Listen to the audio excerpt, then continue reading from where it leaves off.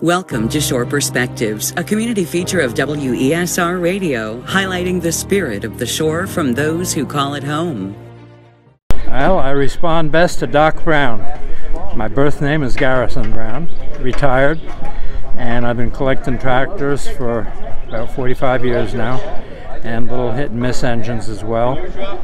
And this model here is an International Harvester, McCormick Deering, 1927. It's the biggest tractor that they made in the day, and we use it here for working the power for the sawmill. And it was just restored in my shop about 6 months ago.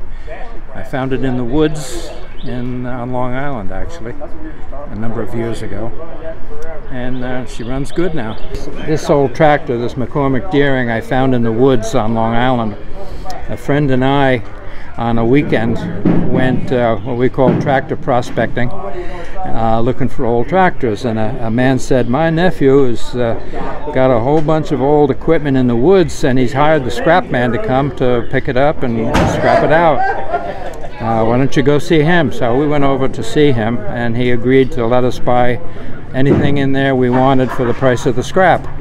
So in about 3 hours we bought 10 tractors and this happens to be one of them. So one of the tractors that I bought, I've restored.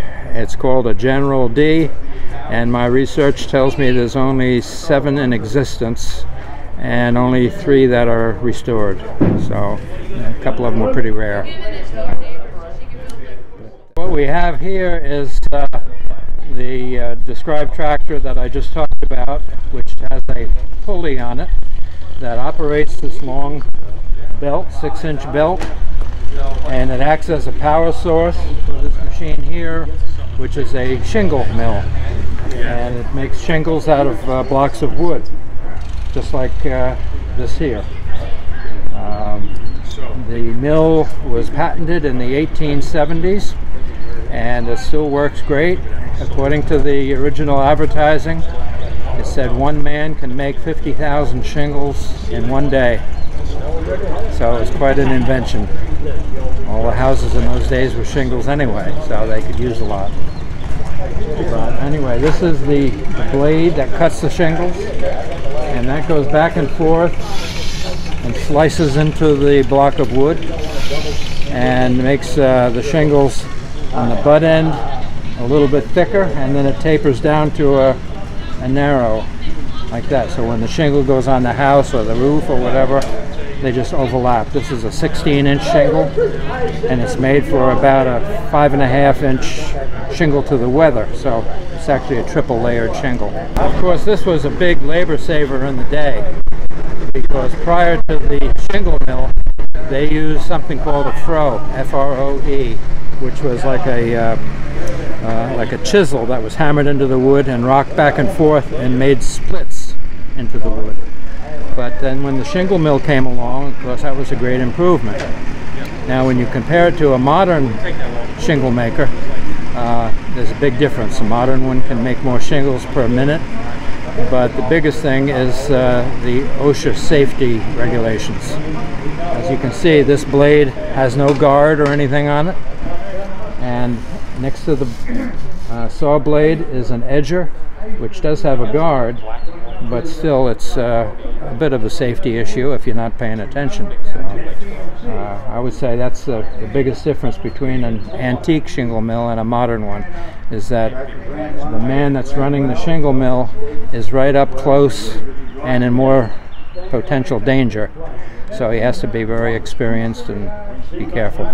I've seen other shingle mills operate at shows that I've gone to, and I did a lot of reading and research and so forth, and I've got a couple of friends that help me restore it, and there's about 3 or 4 of us that really know the ins and outs of the machine. It's like any other kind of machinery. You have to get used to its idiosyncrasies.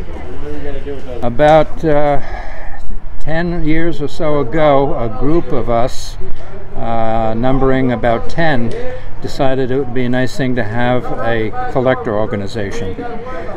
So we met and formed the Peninsula Tractor PTO, Peninsula Tractor Organization, and we now have meetings once a month. We have a membership of over 100 people, and the members collect not only tractors but antique farm machinery and boat engines and little hit-and-miss engines. So there's a whole wide gamut of old iron that we do collect. But it's interesting, and the people are especially interesting. The average age of a member, I would say, is probably in its 70s. So we get a lot of old stories that are reminiscent of, prior to World War II. We're anxious to have new members. As a matter of fact, just today, I think we've taken in 4 or 5 new members. We are always anxious to take on new members and new knowledge. For Shore Perspectives and WESR Radio, I'm Kelly Gaskell.